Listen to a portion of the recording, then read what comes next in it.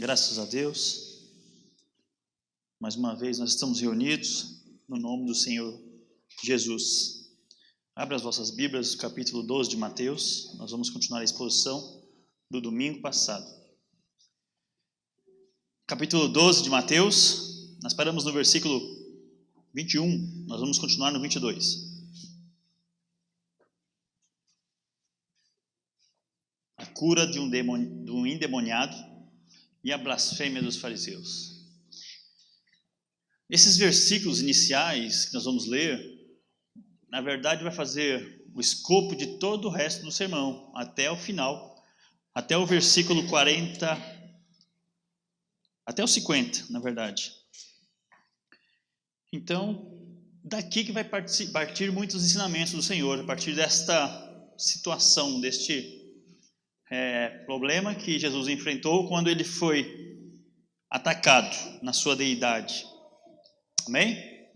Nós vamos orar nesse momento, nós vamos pedir a Deus que nos dê total graça para nós aproveitarmos o momento que nós tiramos ao sair da nossa casa, estarmos neste lugar para aprender do Senhor.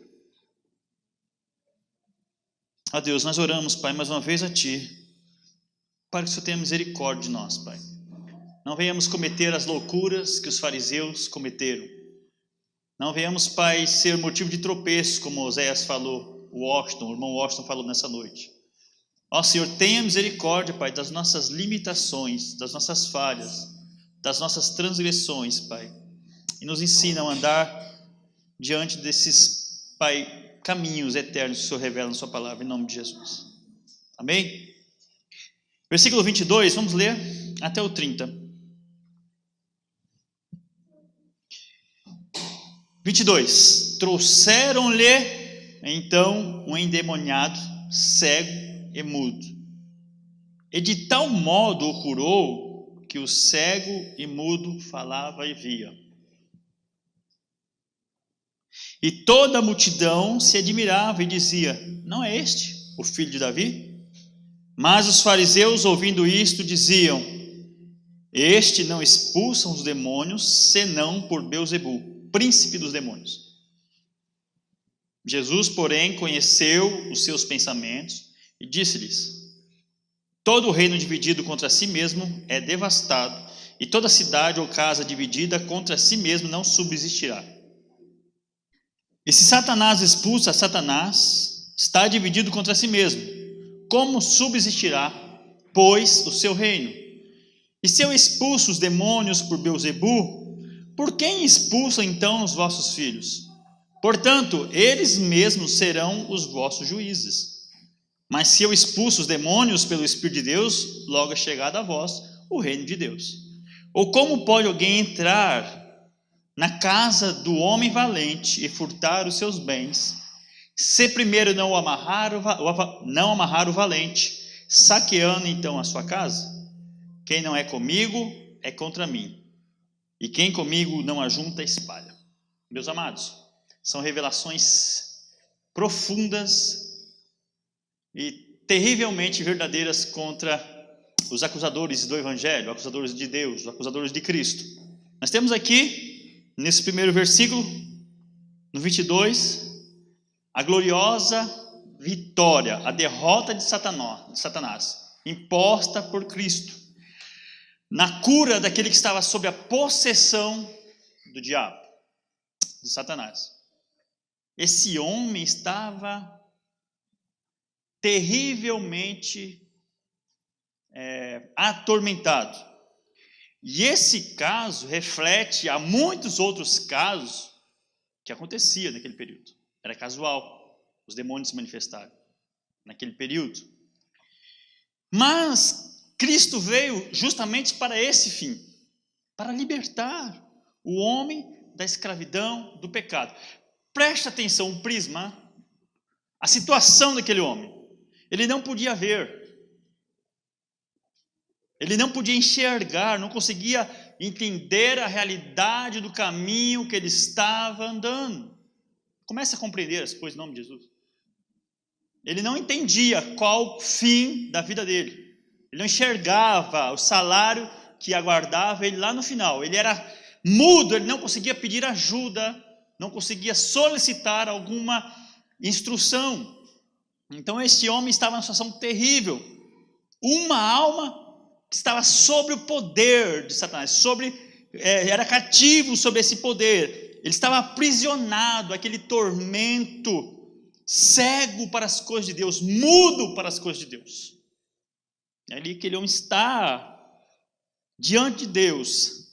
Como diz as Escrituras, Satanás cega os olhos para a verdadeira fé. Ele nos deixa mudo para a verdadeira adoração. Tudo isso que se faz fora de Cristo é idolatria, é pecado, não vale nada. Todas as religiões do mundo, toda a cegueira do mundo, todas as coisas que são apresentadas a Deus por intermédio de Cristo Jesus, é como se esse cego, esse mudo, querendo conhecer Deus, querendo se relacionar com Deus, possuído então de algo que não permite que ele enxergue as coisas. Então Satanás cega. Em suma, nós éramos assim.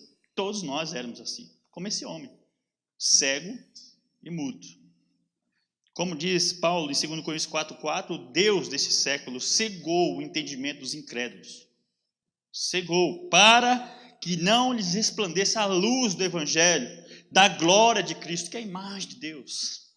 Então em Cristo, sem Cristo nós éramos assim. Então Cristo vem, cura esse homem, como também nos curou, como também nos libertou dessas trevas. Essa passagem que nós já falamos aqui relata muito bem a situação de toda a humanidade. Em Mateus 4,16, o povo que estava sentado nas trevas viu uma grande luz, e aos que estavam assentados na região da sombra da morte. O que uma pessoa cega e muda pode esperar? A morte, as trevas, a condenação. Então Jesus se manifestou para isso. Essa era uma promessa que ia identificar ele como Messias. O que é? A cura, a libertação das trevas, a abertura dos olhos, do entendimento de quem Deus era. A manifestação dele era tida como, seria conhecida como os seus milagres, os seus poderes iam se manifestar de forma tão grande que iam fazer coisas que os homens nunca tinham visto.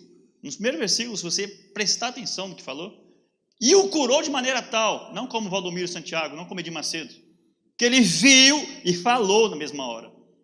Não tem vai para casa, daqui um mês você volta. Então foi uma coisa extraordinária. E aquele endemoniado, dizem que ele era um homem como os gadarenos. Todo mundo tinha medo, conhecimento, pavor daquele homem. As loucuras que ele podia fazer, porque ele não conseguia se comunicar, imagina.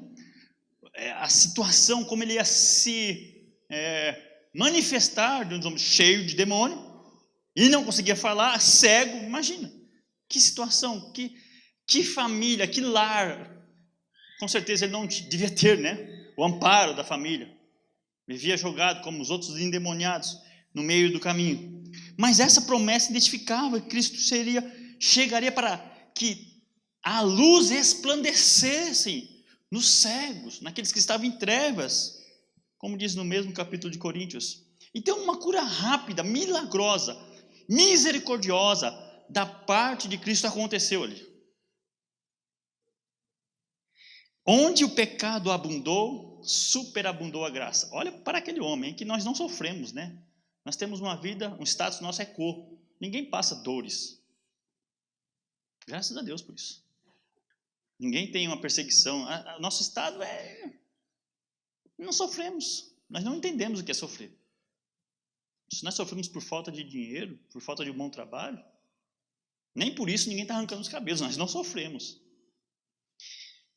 Então essa graça superabundou. Cristo combateu a maldade de Satanás ao extremo naquele homem. Ele então, onde o diabo usou de maneira ferrenha, onde o diabo atuou de maneira terrível, o amor incondicional de Cristo triunfou. Aquele homem foi levado a Jesus. Como você foi levado a Jesus. Você foi atraído Você nunca quis Deus, você foi levado a Ele. Como Cristo fez conosco, nos libertando, nos dando entendimento, nos dando visão eterna da eternidade. Então, essa particularidade do milagre, do poder de Deus, para ficar bem claro, foi extraordinário, como todos os outros eventos, todas as outras manifestações, foi realmente maravilhosa, mas esses casos, como Lázaro sendo ressuscitado, depois de 4 dias, marcam assim, deixam as pessoas indesculpáveis. Isso que estava acontecendo aqui. Jesus tinha acabado de ser confrontado, tinha acabado de sofrer duros questionamentos sobre o sábado, sobre a lei, e ele com toda a paz, com toda a mansidão, se afastando, como nós falamos no domingo passado. E chega agora novamente, sem deixar que o amor seja o seu cartão de visita, cura esse endemoniado. E no versículo 23, toda a multidão se admirou e perguntava, porventura esse é o filho de Davi? Ou seja, esse é o Messias? É esse o Salvador? Só pode ser ele. Só pode, uma pergunta feita aos fariseus, não é? Aos homens que deveriam ser os intérpretes, os exegetas, os que interpretariam que eles tinham chegado. Uma pergunta que levaria muitas pessoas a fazer, sabe o que, meus irmãos? Crerem mais em Deus. Darem mais crédito ao Messias. É esse, pastor? É esse? Rabino, é esse?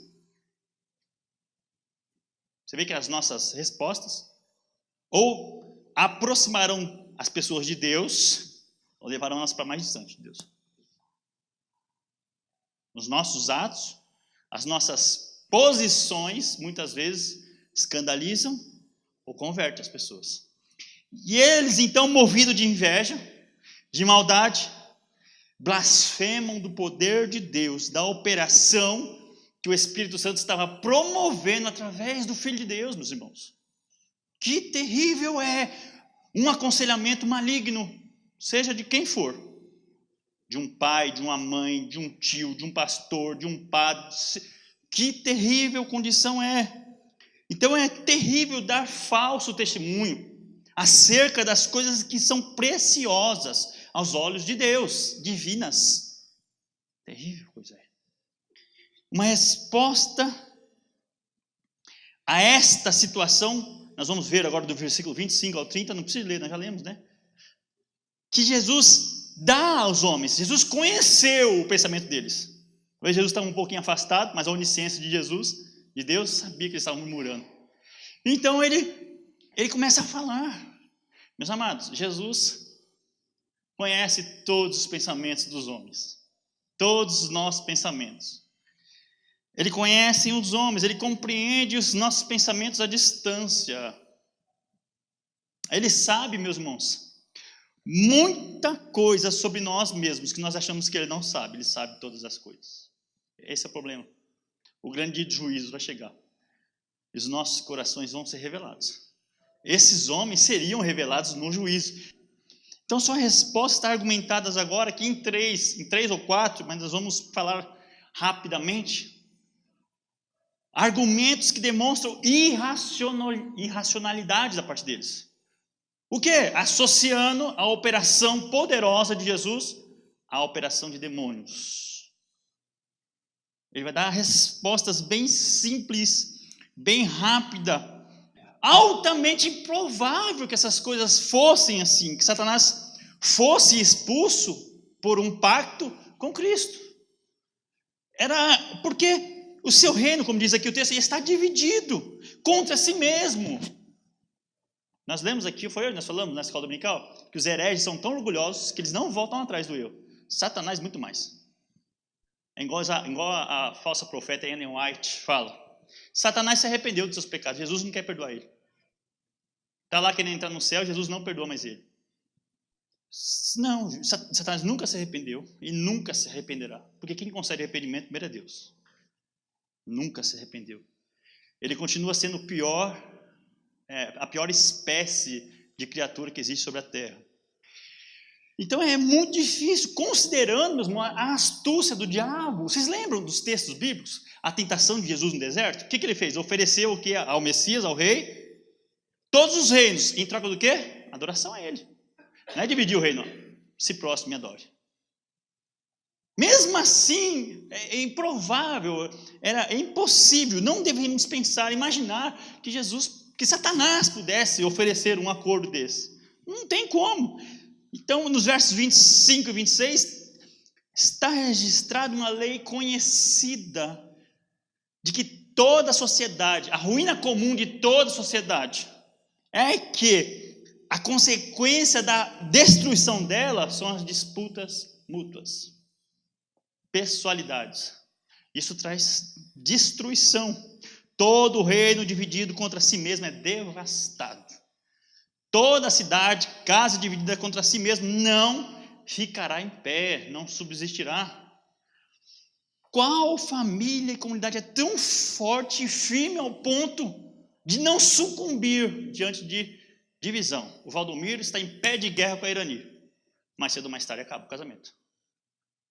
Nós estamos brigados, eu e André, mais cedo ou mais tarde. Ou seja, a gente, sabe, vai dar briga, vai dar qual é a consequência? Destruição, devastação da família. Então, normalmente, as divisões acabam em devastação. Satanás não ia dividir o seu reino com ele. Não ia aceitar isso. Satanás, estou falando de Jesus, presta atenção. O diabo não aceitaria isso. Não concordaria com isso.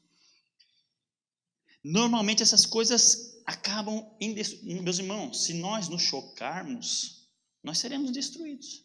Se nós entrarmos em inimizade, nos separarmos uns dos outros, ficaremos o quê? Tornaremos-nos presas fáceis ao inimigo. Se vocês não se unirem, certamente vocês não vão ficar em pé. Se a igreja não tiver uma convicção, um pensamento, um só pensamento, como o apóstolo Paulo fala no capítulo 1, uma mesma decisão, uma mesma questão, uma mesma doutrina, não fica em pé, não permanece. Um mesmo pensamento, um mesmo Senhor, uma mesma doutrina não permanece em pé. Gálatas 5,15, Paulo fala assim: se vós, porém, vos mordeis e devorais uns aos outros, vede, não vos consumeis também uns aos outros? Vocês não serão consumados uns aos outros? Vocês não serão pessoas que se arranharão, se matarão uns aos outros? Então tome cuidado. As igrejas e as nações sabem muito bem dessas coisas. Acabam as nações, acabam muitas igrejas. Por causa de quê? Desse reino dividido. Da mesma forma, seu coração é um reino dividido? É um reino que só atua o Senhor? Se for dividido, será destruído. Então o dragão se irou contra essa semente. O que eu estou querendo dizer agora, abrindo um parênteses aqui? Se nós não tomarmos cuidado, Satanás, que se irou contra a sua semente, a igreja de Deus, ela não conseguirá ficar de pé, porque ele desceu a nós para fazer guerra aos que temem, os que têm os mandamentos de Deus e que têm o testemunho de Jesus Cristo. Apocalipse 12, 17, eu falei aqui 3 semanas atrás, Satanás está no meio de nós, colocando um contra o outro, porque a heresia não vai entrar. As doutrinas não vão ser modificadas. O que eu vou fazer? Perverter a mente dos irmãos. Colocar um contra o outro. Vamos se unhar, vamos se arranhar, vamos chegar a trazer aqui uma divisão tão grande que acaba a igreja. Então tome cuidado para que essas coisas não aconteçam. Como Jesus falou, um reino dividido não fica em pé. Uma casa dividida não fica em pé. Então é uma tolice pensar que podia existir esse acordo. Pois justamente para isso Jesus veio. Para quê? Desfazer as obras do diabo. Essa era a prova que Satanás iria ser derrotado. Quando Cristo se manifestasse, ele ia expulsar o príncipe desse mundo. Então ele ia guerrear contra ele mesmo? Então eu vou trabalhar contra mim mesmo, Satanás. Não, é uma guerra. Ele jamais ia fazer uma aliança com Cristo. Jamais ele ia aceitar isso, ele não ia contribuir para a sua própria derrota. Logicamente que não. Logicamente que não. Então Satanás tem um reino que está em oposição contra Deus. Não tem acordo com Deus, com Cristo. Nunca concordaria com os interesses de Cristo. Nunca, jamais. Jamais concordaria. ele deve ser derrotado e vai ser derrotado por Cristo. Mas ele não vai se render a Cristo até no último dia, quando ele for lançado no inferno, junto com seus anjos. E isso ficou bem claro pelos lábios de quem? Dos anjos do diabo. Que temos nós contigo, Jesus, ó Filho de Deus? Mateus 8, 29. Que nós temos contigo? Vieste nos atormentar antes da hora? O diabo falando, não, peraí, não é a hora de nós morrermos, de sermos lançados no inferno. O que nós temos contra ti? O que nós temos contigo? Não. O próprio Satanás falou, não temos nada contigo. Nada. No verso 27 ao 28, nós vamos ver aqui uma retórica de Cristo. Vamos dizer assim, uma palavra dada a eles, não como um escárnio, porque Jesus não era escarnecedor, mas uma confrontação, um provérbio, uma troca de interesse. É mesmo. Versículo 27. Se eu expulso demônios por Beelzebu, por quem expulsam então os vossos filhos? Havia naquele período alguns responsáveis de expulsar demônios, dos fariseus, dos judeus, mas eles dificilmente tinham êxito, né? Muitas vezes a farsa imperava, era maquiado, era manipulado, nunca foi convincente, como no versículo 22, de forma tal que ninguém nunca viu isso. Era o Edir Macedo da época, era o Valdomiro da época. Então vem cá, se eu expulso por poder de Satanás, por quem os seus filhos expulsam? Vocês estão me falando que o diabo é mais forte do que Deus? Porque se vocês têm Deus e eu tenho êxito, e vocês que têm Deus não têm êxito? Então, essa situação que vocês estão me colocando, que eu não tenho a autoridade, mas seus filhos têm, elas não estão batendo, porque não está acontecendo como deveria acontecer. Será que Deus não nos ouve? Será que Deus não está sendo derrotado? Seus filhos estão sofrendo a derrota de Satanás? Satanás é mais forte que os seus filhos? Deixa bem claro que não, porque eu tenho uma autoridade. Eu expulso Satanás, eu tiro a doença, eu levanto os mortos, mas os seus filhos, por quem expulsam eles então, que não tem o mesmo êxito? Uma provocação da parte de Cristo. Respondam. Eles serão o vosso juízo, ou seja, o fracasso da obra deles, que são suas obras, apontam que vocês são más árvores, vocês dão más frutos. Estas coisas condenarão vocês. Mas, se ele expulsa Satanás pelo poder de Deus, deixa claro aqui uma coisa para vocês: o reino de Deus é chegado a vocês. Não há desculpa. Ele quer convencer os homens, presta atenção, eu tenho autoridade, vocês não têm autoridade, porque as suas obras são más.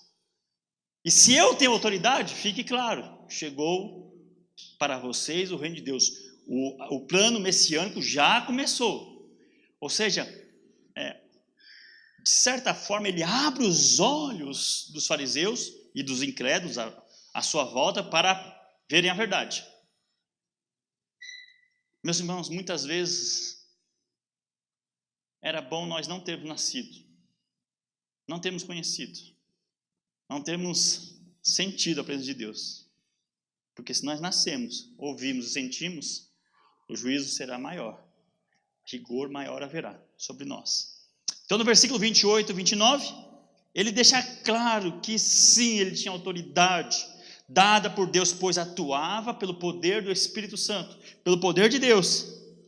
E deixava claro que não havia nenhum acordo com Satanás. Ao contrário, ele se manifestou para matar Satanás, para saquear a sua casa. Olha o versículo 29. Ou como pode alguém entrar na casa de um homem valente e furtar os seus bens, se primeiro não amarrar o valente, saqueando a sua casa? Ele deixa claro que ele veio para expulsar Satanás, tirar os bens da casa de Satanás. Ele vai entrar no seu reino, lutar com êxito contra o valente. Esse valente é o diabo. Lutará contra aquele valente e tirará os seus bens. Quer dizer, eu vou subjugá-lo, eu vou amarrá-lo, eu vou deixar ele sem condição de reação, expulsar ele. Quando ele fez isso? Quando ele venceu na cruz. A sua autoridade já estava sobre ele, mas ele triunfou publicamente, como Colossenses fala, na cruz, expondo Satanás à vergonha, derrotando completamente ele, tomando a chave da morte. Então esse texto reflete, quer mostrar que aqui essa casa era uma referência ao mundo. E Satanás tomou ele. O mundo veio a ser do diabo. Ele era o dono dessa casa. Ele que era o proprietário. E nós éramos os seus bens. Então ele entra na casa para saquear a casa do homem valente, Satanás, o grande inimigo, a grande serpente.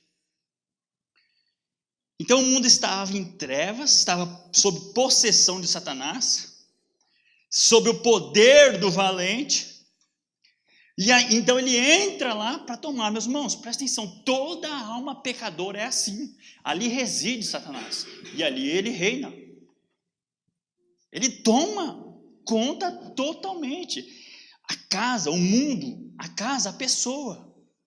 Ele está reinando. Desde a queda, nós nos tornamos reféns dele, escravos dele. Servimos ao Senhor da casa. A nossa casa espiritual estava morta. Então ele reinava sobre nós. Nós éramos seus bens, os seus súditos. Ele nos enfeitiçou com o veneno de Eva, de Adão. Ele nos alimentava com a sua maldade. Nos fez gostar dela. Estávamos totalmente aprisionados. Cativos no cativeiro.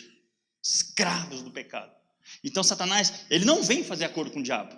Ele vem ao contrário, entra na casa dele, amarra ele e toma seus bens, resgatando os seus servos, resgatando os seus filhos, do poder das trevas. É muito claro que não podia ter acordo. Como é que Satanás ia deixar ele ser amarrado? Não, pode levar, depois a gente não... Era derrota, era uma guerra. Então este é o desígnio do Evangelho, este é o alvo do Evangelho. Sabe, meus irmãos, saquear a casa do diabo, libertar os homens da escravidão do mundo.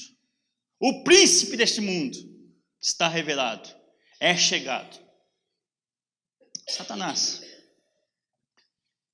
como um homem valente, ele leva as pessoas das trevas para a luz, do pecado para a santidade, deste mundo caído para um mundo melhor. Meus irmãos, do poder de Satanás para o poder de Deus. Ele veio nos resgatar dessas situações, dessas trevas, dessas algemas do diabo. Então esse era o princípio, esse era o desígnio, libertar os homens. Quando Paulo é interrogado por Agripa, o rei Agripa, e ele começa a destilar ou descorrer sobre o que se tratava o evangelho, como ele foi chamado para defender o evangelho, olha o que ele fala. Ó rei Agripa, para que lhes se abrir os olhos e das trevas os converterem à luz, do poder de Satanás a Deus, a fim de que recebam remissão dos pecados e herança entre os que são santificados em fé em mim. Eles definem o que é o evangelho, a Agripa falando, é isso.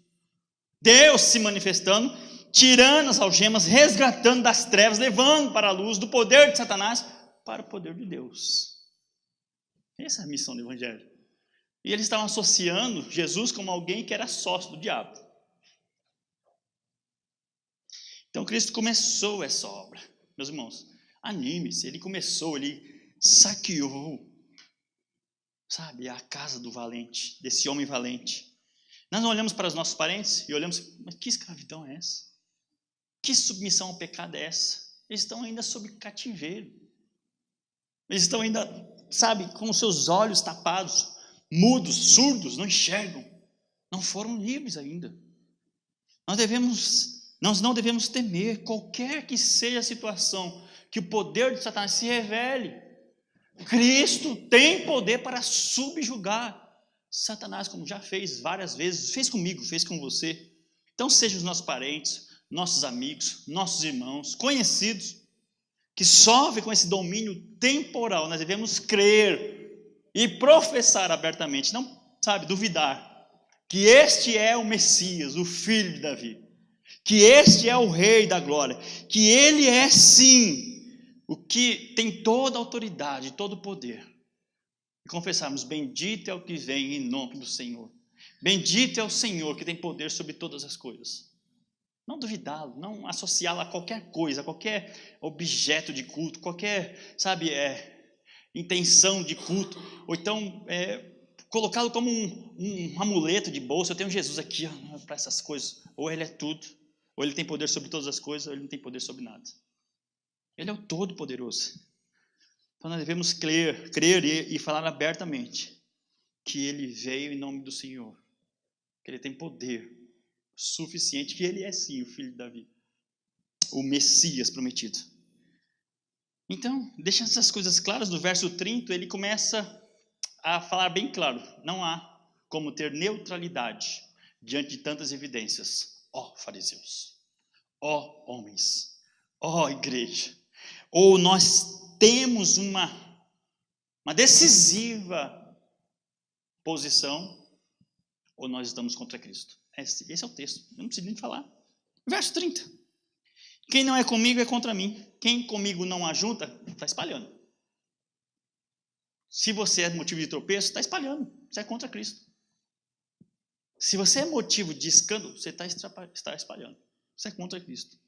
Em algumas questões, pequenas questões, divergências mínimas entre cristãos, nós somos assim ensinados a manter a paz. Coisas que não ofendem o Evangelho. Coisas que não maculam a verdade. Sabe, meus irmãos? Com igrejas, com irmãos, não tem problema. Eu como, não como, eu bebo, não bebo. Eu guardo sábado, não guardo. Desde que não fira a essência do Evangelho, isso não tem problema. Agora, nas questões de obras, a questão de relacionamentos que autenticam obras do diabo e obras de Jesus Cristo, não há parcialidade. É guerra. Não tem como você ser um politicamente correto, sabe? Não, mas não vou ofender minha amiga, não vou agir dessa forma, né? Porque não, aí não tem negócio, meus irmãos. Não tem negócio. Seguir a paz com todos e a santidade, sem ninguém ver, sem a qual? O quê? Santidade. Ninguém verá Deus. Então nós devemos deixar bem claras essas coisas. O que nós temos feito? Será que nós nos assemelhamos muito a quem? Aos fariseus? Aos homens que tinham dúvida? Aos que criam? Então nós não podemos achar que fazer na política da boa vizinhança promove unidade, promove no futuro algo bom. Não vai promover. Vai promover condenação. Não podeis beber o cálice do Senhor e o cálice dos demônios. Não podeis ser participantes da mesa do Senhor e da mesa dos demônios. Agora olha só, ou irritaremos o Senhor? Somos nós mais fortes do que Ele? De que quem? De que Deus? Para irritá-lo? Para querer agir de maneira parcial, com um, com o outro? Dois pesos, duas medidas? Nas questões muito claras, presta atenção, não é na sua religiosidade, não é no que você está pensando, no que se tange ao Evangelho, no que se tange verdades fundamentais. Se nós achamos que nós podemos nos alimentar, meus irmãos, das duas mesas, nós estamos nos enganando. Naquele dia o Senhor vai afastar os bodes, as falsas ovelhas, que são bodes. No versículo 30 ainda, é contra mim, está espalhando, pois não dão crédito à minha palavra, meus irmãos. Bate com os ombros. Se der para ir na igreja, eu vou. Meus irmãos, é muito interessante que nós falamos aqui nessa igreja, algumas coisas. A coisa está tão assim, tão descabida, que muitas pessoas não conseguem congregar nos domingos na igreja. Estar na igreja regularmente. Imagine orar, jejuar, santificar, buscar Deus, conhecer. Essas pessoas estão juntando? Essas pessoas estão ajudando Jesus? São por Jesus ou são contra Ele? Estou falando de coisas assim que são tão supérfluas, sabe? Estar aqui na igreja e não estar, também não quer dizer muita coisa. Mas se nem estar aqui na igreja você é capaz. Então essa postura revela que nós temos o quê? Dúvida. Será que realmente esse é o filho de Davi? Será que esse é o Salvador mesmo? Porque não sei, viu? Nós devemos completamente ser dirigidos por Cristo, meus irmãos. Completamente. O grande libertador ser por Ele, sabe? Direcionado. O libertador do nosso dominador passado. Meus irmãos, vocês eram homens e mulheres que estavam condenados à eternidade e afastados de Deus. Vocês foram libertos, um grande presente foi dado a vocês, a nós, a igreja. Nós devemos deixar que Ele nos conduza, que Ele nos fale, nos ensine, como Paulo falou, que queres que eu te faça, Senhor? Fala, o que você quer? Quando isso não acontece, ou seja, a fé que gera obediência em nós, presta atenção, se você tem fé em Deus, aí vamos entrar agora na doutrina mais pesada, você vai obedecer. A fé gera obediência. A obediência é o quê? As leis de Cristo. Não é lei do pastor, viu? Lei de Cristo. Se isso não acontece na sua vida, você é contra Cristo. Não, mas eu amo Deus. Uhum. Você ama Deus, você crê que Deus existe, Satanás também crê, treme. Então essas coisas devem levar as pessoas a Cristo. Se essas coisas não acontecem, nós somos como os fariseus. Como? Blasfemos de coração. Se Cristo não nos dominar, alguma coisa vai dominar. Se Cristo não domina você intelectualmente, alguma coisa domina. Sensorialmente, alguma coisa domina. Materialmente, alguma coisa domina. Espiritualmente, alguma coisa vai dominar. Então, quer dizer, você está perdido. Ou Ele toma conta de você para seu próprio bem, ou ou Satanás vai dominar você. Ou seja, Cristo não divide a sua glória com ninguém. Ou Ele é tudo, ou Ele é nada. Quando você ouve pastores falando assim, não, Ele é uma boa pessoa. Só falta Jesus para Ele. Ele ajuda os pobres. Só falta tudo para Ele. Ele não é nada bom ainda.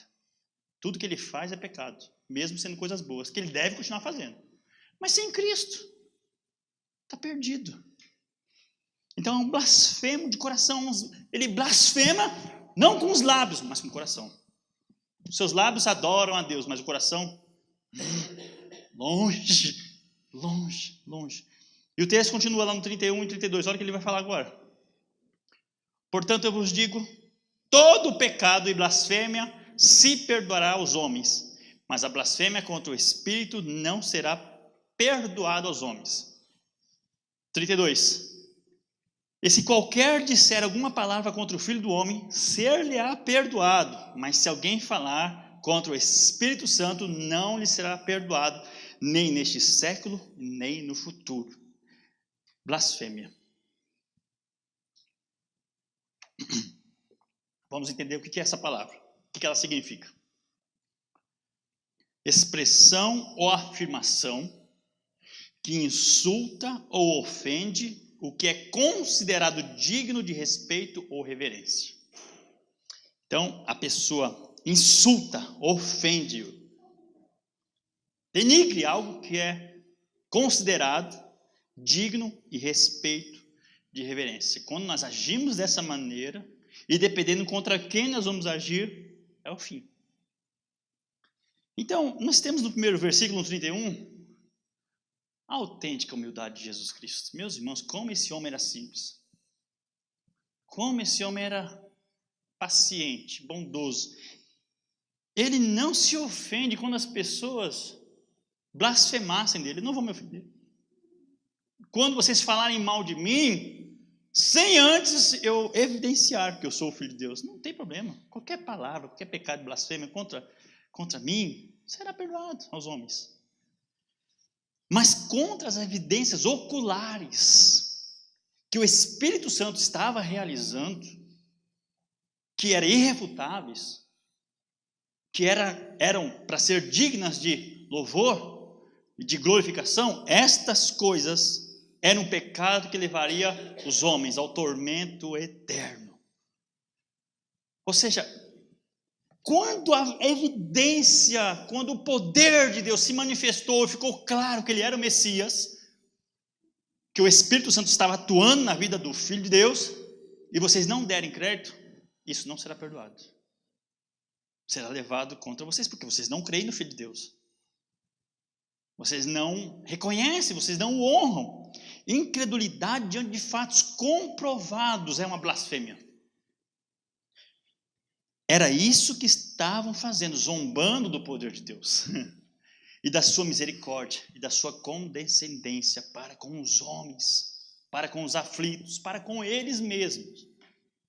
Zombando, cuspindo, vomitando, escarnecendo, como fizeram com ele. Lembra quem assistiu aquele filme Paixão de Cristo? Quem assistiu e não chorou é porque não tem coração. O que fizeram com ele? Espancando ele, cuspindo, palavras terríveis. Será perdoado. Mas quem será perdoado? Aqueles que não tiverem feito algo que não tinha total evidência, mas agora, para eles, tinham sido mostradas as evidências. Por isso eles se tornaram o quê? Imperdoáveis, porque toda blasfêmia contra o Espírito Santo, contra a verdade, não lhes será perdoado. Verso 33 ao 37, ele vai falar. Agora vai começar a permear todo esse contexto da sua blasfêmia, da blasfêmia dos homens. Mas eu vos digo que de toda palavra ociosa que os homens disserem, hão de dar conta no dia do juízo. Blasfêmia, palavra ociosa. Palavra que não há convicção, que deveria ser uma convicção da verdade, mas é ociosa. Não sei, talvez não sei, acho que é. Não havia certeza nele. Darão conta, todos que vocês disserem contra a verdade, vocês darão conta. 37, porque por tuas palavras será justificado. Eu já pulei lá para o 36, né, meus irmãos? Vamos voltar aqui no 33. Ou fazei a árvore boa o seu fruto bom, ou fazer a árvore má e seu fruto mau, porque pelo fruto se conhece a árvore. Era evidente que Jesus era uma árvore boa, ele fazia coisas boas. Vamos pulando, nós já lemos isso em outro capítulo, nós vamos ficar aqui falando novamente as mesmas coisas. Raça de víboras, como podeis vós raça de víboras, como podeis vós dizer boas coisas sendo maus? Pois do que há em abundância no coração, disso fala a boca. Quer dizer, era normal que eles agissem de maneira ociosa, blasfema, né? Uma palavra que saía da boca deles era costumeiramente blasfemar, porque eles eram maus homens, desde o princípio, desde o início do primeiro capítulo, do segundo capítulo, terceiro capítulo, quarto capítulo. Sempre há aquela luta contra a verdade, contra Cristo. Vocês são naturalmente disso. A boca de vocês fala do que está cheio. O homem bom tira coisas boas do bom tesouro do seu coração, e o homem mau, do mau tesouro, tira coisas más. Mas eu vos digo que toda palavra ociosa que os homens disserem, hão de dar conta no dia do juízo, porque por tuas palavras serás justificado, e por tuas palavras serás condenado. Meus irmãos, é por nossas atitudes, por nosso dia a dia, por nossas obras, que nós seremos condenados. Mesmo que nós consigamos enganar os homens, a Deus ninguém engana. Por nossa insubmissão a Deus, por nossas vidas que não viveram para a glória de Deus, por todos os frutos que nós estamos dando nessa vida, amargos, nós seremos condenados. Toda palavra ociosa, toda a ação que não glorifica a Deus, receberá o devida paga. Então, por esse modo também de seguir a Cristo, que emana da palavra de Deus, que emana da verdade, vocês serão justificados. Como Cristo é bem simples, é bem assim, seguro no que ele fala. Porque se não duvidarmos, não murmurarmos, não acreditar a ele nenhuma obra maligna, como esses homens fizeram, obra hostil, se desejarmos sermos como ele, mesmo nunca alcançando esse padrão, nós seremos justificados. Quer dizer, no fim, as coisas ficam bem claras. Não fica bem claro. Verso 38 ao 42.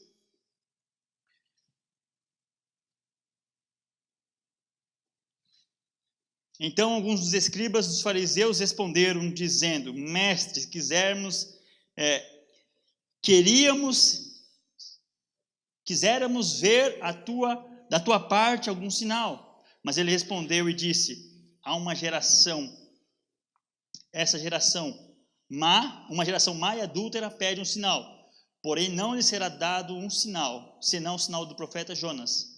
Pois como Jonas esteve 3 dias e 3 noites no ventre da baleia, assim estará o Filho do Homem 3 dias e 3 noites no coração da terra. Até o 42. Os ninivitas ressurgirão no juízo com esta geração e condenarão, porque se arrependeram com a pregação de Jonas. E eis que aqui quem é maior do que Jonas, a rainha do sul, se levantará no juízo com esta geração e a condenará, porque veio dos confins da terra para ouvir a sabedoria de Salomão. E eis aqui quem é maior que Salomão. Então, quando nós somos libertos, de fato mesmo, uma lição bem didática, a gente não pede mais sinal. Sinal é para quem não creu ainda. Nós somos libertos para crer, não para pedir sinais. E os fariseus, após cometer esse insulto grave, o mais grave de todos, associando Jesus ao reino das trevas, a Beelzebu, pedem um sinal para crer. Mostra-nos um sinal, nós queremos ver um sinal do Senhor. Nós também não somos assim? Nós culpamos Cristo por nossa incredulidade. Olha, eu não creio tanto porque o Senhor não deu um sinal ainda. Faz algo extraordinário. Eles não queriam ver qualquer sinal, eles queriam algo grande. Nós queremos justificar os nossos pecados pedindo a Ele um sinal. Algo mais para crer. Sempre submetemos Cristo a um desafio. Olha, se o meu casamento fosse top, eu estaria firme na igreja. Se a minha vida financeira estivesse, eu estaria bem. Se a minha saúde, mostra, faz isso, aí eu creio. Nós somos tão imorais, irracionais, meus irmãos. Irracionais, sempre queremos justificar os nossos erros acusando o inocente. Como eles fizeram. Quando nós deveríamos chorar por nossa incredulidade. Não é pedir sinal para o pastor, para a igreja. Se essa igreja fosse mais avivada. Se tivesse. Sempre colocamos em xeque a obra de Cristo. Nunca o nosso pecado. Nunca a nossa incredulidade. Nunca a nossa insubmissão. Mostra-nos um sinal. Não que Jesus não tinha feito, ele fez vários milagres. Não que você não conheça, você conhece Jesus. Não precisa de provar mais nada. Talvez eles realmente queriam algo espetacular, grandioso. E Cristo nega eles veementemente. Uma geração má e adúltera. Me pede um sinal. E o único sinal que seria dado era um que ultrapassaria o sinal de Jonas. Esse sim. O povo ficou sabendo que ele passou 3 dias e 3 noites na barriga do peixe e milagrosamente voltou à vida na praia e foi a Nínive. O povo ficou sabendo disso. Então, e ele disse, os ninivitas, no dia do juízo, aparecerá juntamente com essa geração e vai condená-los, porque eles creram. Meus irmãos, os ninivitas estavam na Síria, era um povo estranho. Ele era do reino do norte, era um profeta do reino do norte, das 10 tribos. E foi mandado para um povo estranho, e esse povo se converteu. E o povo judeu ouvia vários e vários e vários profetas, e não se arrependiam. Por isso que os gentios esperarão dele. Por isso que os gentios, aguardariam ansiosamente essa chegada. Porém, agora um agravante. Olha o que ele fala. Eis aqui o que é maior que Jonas. Eis aqui o que é maior que Jonas. Jonas foi desobediente por um período. Foi incrédulo por um período. Foi fraco, duvidou de Deus por um período. Mas Cristo era perfeito. Cristo nunca pecou, nunca duvidou, era humilde, era simples, chorou, coisa que Jonas não fez pelos pecadores. Amou ao ponto de se dar a vida. Jonas não queria dar a vida, não. Inclusive, cobrou de Deus vingança. Eis aqui o Marco Jonas. Ao contrário de Jonas, ele era perfeito. Ele, ao contrário de Jonas, era o Deus Todo-Poderoso. Ele era a exata expressão do Pai. Vocês estão entendendo do que se trata o Evangelho? Quem vos pregou o Evangelho? Quem vos anunciou o Evangelho? O próprio Cristo. O próprio Deus. Como se falasse por nossas vozes. Se arrependam. O próprio Deus falando ao povo. E o próprio Deus continua falando conosco. Então, Jonas era um tipo de pastor dos séculos atuais, dos passados, limitados, fracos, se enganavam, porque por causa da nossa fraqueza, da carne, da nossa luta. Nesses pastores, em Jonas, nós podemos achar falhas, precipitações, mas contra a verdade de Cristo ninguém pode desprezar e continuar vivo. Eis aqui maior que Jonas. Vocês não estão mexendo com um mortal simples, um pecador. É com o perfeito, o homem verdadeiro, o verdadeiro homem. Então, nós vamos, presta atenção, cuidado ao rejeitar a pregação por causa daquele que vos fala, do pregador. Cuidado. Cuidado por rejeitar a pregação. É claro que o expositor, o pastor, deve lutar para ter uma vida irrepreensível diante dos homens, para que ninguém os acuse. Claro que deve acusar, deve lutar para isso. Mas não se esqueça de que quem ouve a pregação deve também se cuidar para se moldar àquilo que está sendo pregado, que Cristo está sendo ensinado, do que a respeito de Cristo está sendo ensinado. É a mesma coisa. Jonas, eles podiam acusar Jonas de algumas falhas. Não tinham direito, mas podiam, porque era pecador. Moisés, Davi, Salomão, todos eles. Mas Cristo não. Então, este era um homem poderoso, acima de Salomão, acima de todos os homens. Que homem, que profeta, que sábio, que mestre. Era Jesus Cristo. Mas eles estavam blasfemando, não acreditavam, zombavam. O que é blasfêmia? Não dar o crédito à verdade. Não acreditar a Ele confiança total da sua vida. Não crer no unigênito Filho de Deus. Não se submeter a Deus. Isso é blasfêmia. É negar a verdade. Então Cristo é maior que todos os homens. Ele quis dizer assim, eu sou maior que todos os homens juntos. Todos eles.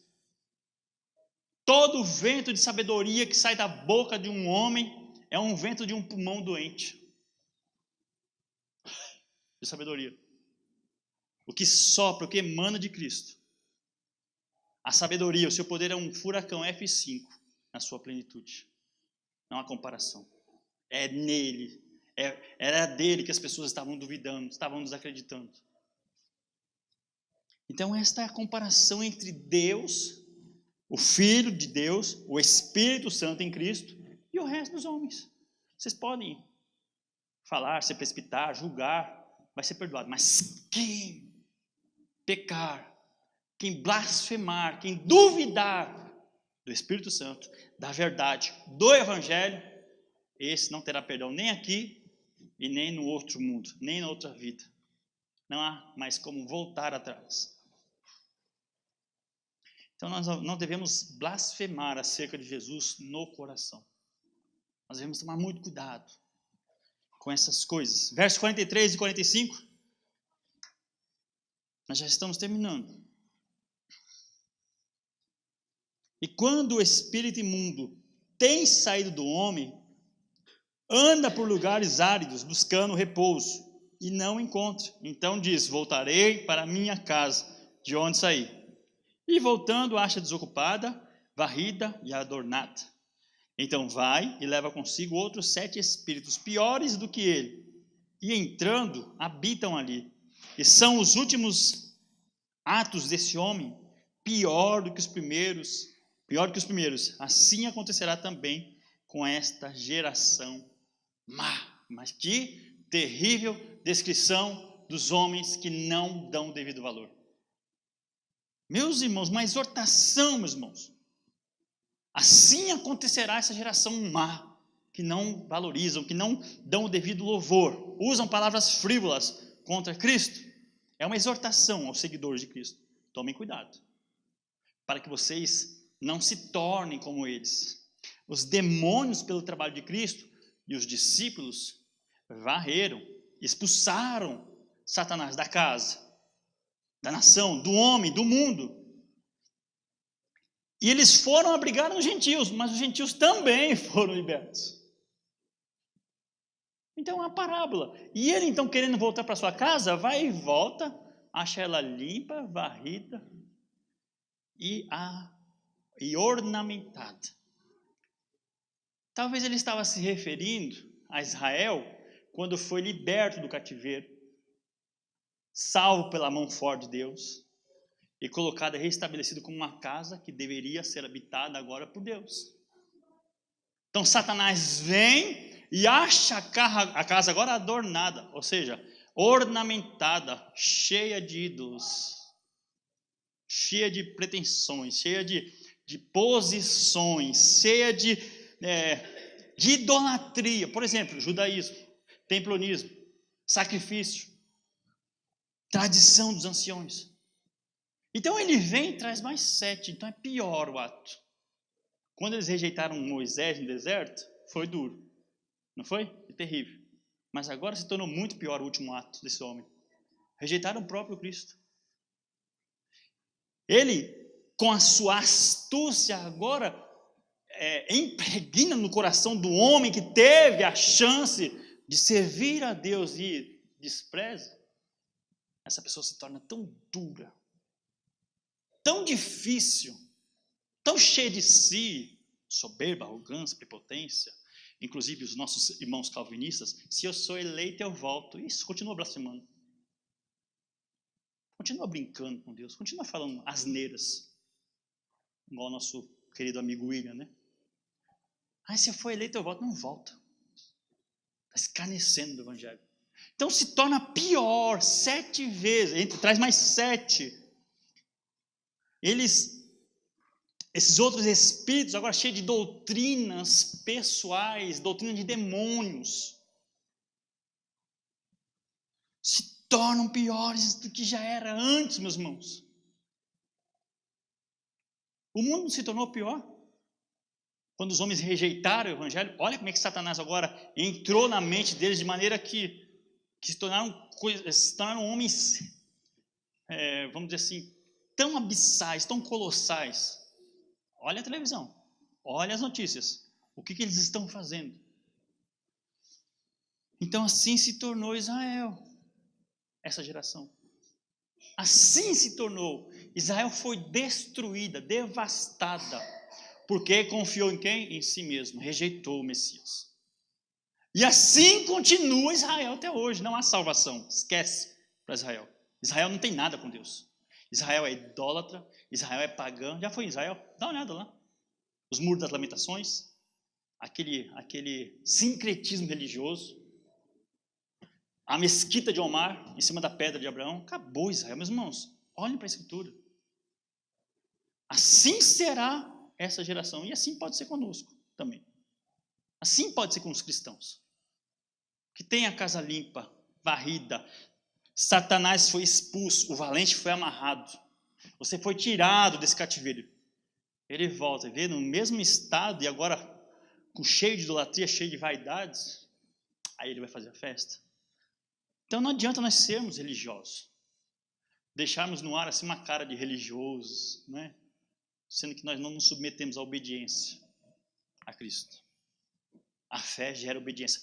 Uma característica dessa pregação: a blasfêmia é imperdoado. Duvidar do evangelho será a condenação dos homens.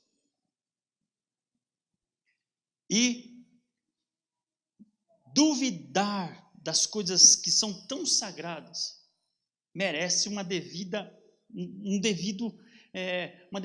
paga, uma devida retribuição que todo homem receberá naquele dia. Então nós temos que tomar cuidado. Então não adianta nós sermos religiosos, parecermos que nós somos religiosos. Nós precisamos de abraçar a fé. E sim, completando a mensagem, que me fugiu a palavra. Crer é obedecer. A blasfêmia leva à morte. E o crer deve levar a obedecer. Simples. Amém? Então nós devemos dar ouvido ao Evangelho. Dar ouvido ao Evangelho, a todo o Evangelho, a todo o conselho de Deus. Não é reter o que nós queremos. Não é reter o que convém. Como essas igrejas fazem, como os cristãos fazem. Eu vou fazer do meu jeito, do meu modus operandi. Não vai, filho. Não vai dar certo. Nós nos tornaremos piores do que antes. Nós sofreremos maior severidade. E olha o amor de Deus, olha o amor de Cristo. Olha a consideração de Cristo nos últimos versículos. Olha que Deus cuidadoso, misericordioso, que nós não temos consideração. Versículo 46 ao 50.